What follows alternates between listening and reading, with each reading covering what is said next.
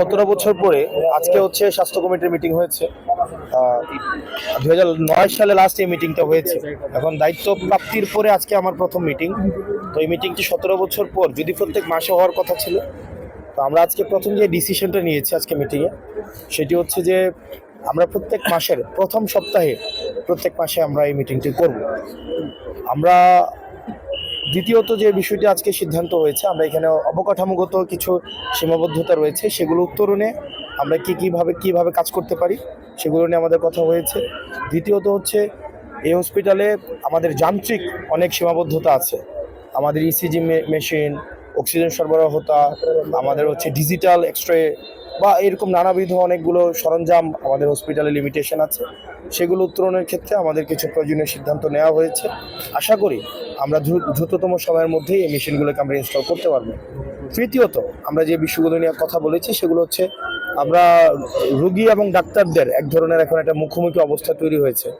আমরা যদি ডাক্তারদেরকে তার পেশার একটা যথাযথভাবে ব্যবস্থা নিশ্চিত করতে না পারি, সেক্ষেত্রে কিন্তু আসলে ডাক্তাররা মানসিকভাবে রুগী দেখার ক্ষেত্রে তারা হচ্ছে সেই পরিবেশটি পাবে না। যেমন আপনারা জেনে থাকবেন যে এই হসপিটালটা কিন্তু 50 শয্যা বিশিষ্ট।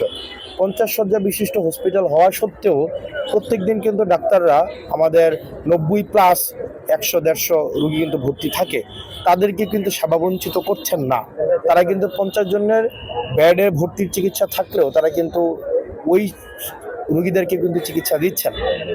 দ্বিতীয়ত যে বিষয়টি, এখানে একটা রুগী যে এখানে ডাক্তার আমাদের জুনিয়র কনসালটেন্ট থাকার কথা হচ্ছে 10 জন, সেখানে জুনিয়র কনসালটেন্ট আছে 9 জন।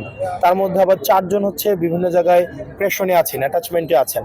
তার মানে এখানে জনবল থাকার কথা ছিল 10 জন, আছে মাত্র 5 জন। এই 5 জন দিয়ে আমাদের কিন্তু ঠিকই আমাদের প্রত্যেক দিন হচ্ছে আমাদের আপনারা যদি আপনি জেনে থাকবেন এখানে প্রত্যেক দিন এখানে হচ্ছে 1000-এর কাছাকাছি রোগী দেখতে হয়, 800-700 রুগী দেখতে হয়। আবার আপনি ভাগ করেন 5 জন ডাক্তার 700 জন রুগী দেখে প্রত্যেক দিন 600। গত ফেব্রুয়ারি মাসে এই হসপিটালে রুগী দেখা হয়েছে 15,500 রুগী দেখা হয়েছে। আবার আপনি চিন্তা করেন প্রত্যেক 5 জন ডাক্তার যদি 15,000 রুগী দেখে, এটা হচ্ছে কোনোভাবেই আর ডাক্তারি জায়গা থেকে আমি ডাক্তারকে হচ্ছে প্রেশার দিয়ে ফোর্স করাইয়া, জোর করাইয়া, জবরদস্তি করাইয়া আমি এটাকে চিকিৎসা করাইতে পারবো না। আমি ডাক্তারদেরকে কিন্তু যথাযথ আমাকে তার পেশাদারি এবং পেশাগত পরিবেশটাকে আমাকে নিশ্চিত করতে হবে। এবং ডাক্তারকে যদি আমি চোর-পুলিশ সম্পর্কের মধ্যে রাখি, আপনাদের সাংবাদিক ভাইয়েরা আপনারা যারা আছেন, আমি আপনাদের কাছে অনুরোধ করব, আমি ওনাদের কাছ থেকে 1 মাস সময় চাইছি। 1 মাস তাদেরকে আমরা হচ্ছে অবজার্ভ করি। আমাদের তাদের বিরুদ্ধে যে ডাক্তারদের যেমন ডাক্তারদের সমস্যাগুলো আমরা যেগুলো শুনেছি, তাদের হচ্ছে ওয়াশরুম ফেসিলিটিস নাই, রুম ফেসিলিটিস নাই, তাদেরকে মেনটেন করতে হয়, তাদেরকে আবার চিকিৎসাও দিতে হয়। একজন ডাক্তারকে প্রত্যেক দিন 200 রোগীর মতো দেখতে হয়। আপনি বলেন একজন ডাক্তার 200 রোগী দেখা কোনোদিন সম্ভব? এটা কি কোনোভাবে পসিবল?